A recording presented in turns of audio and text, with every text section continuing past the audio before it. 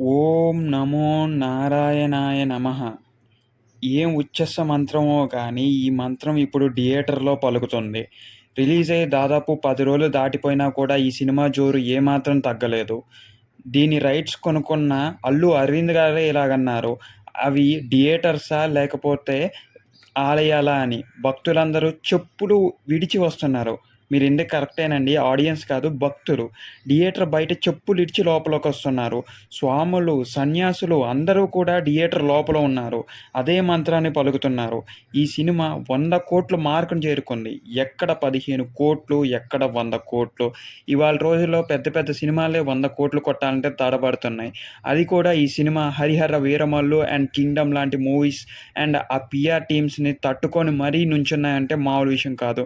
Still ఈరోజు కూడా first షోకి, సెకండ్ షోకి టికెట్లు దిగుతున్నాయంటే ఆ దేవుడి మీద నమ్మకం అండ్ సినిమా విజువల్స్ మీద ఉన్న ఎఫర్ట్స్ అండ్ స్టోరీ రైటింగ్ మీద ఉన్న గ్రిప్ అనైతే చెప్పుకోవచ్చు. మన ఇండస్ట్రీ నుంచి వచ్చిన సినిమా కాదు. మన వాళ్ళు తీసిన సినిమా కాదు. అయినా కూడా దేవుడి సినిమా, దేవుడి స్టోరీ అని బ్రహ్మరథం పట్టారు కదా!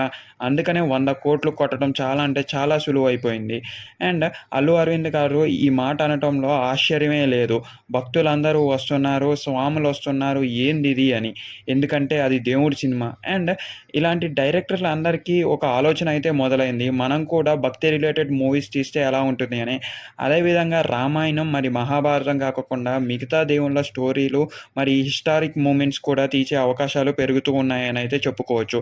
కేవలం ఇది ఒక్క సినిమాతో మారిన కథ అనైతే చెప్పవచ్చు. అండ్ 100,00,00,000 అంటే మామూలు విషయం అని మీరు అనుకోగలరా? కాదండి.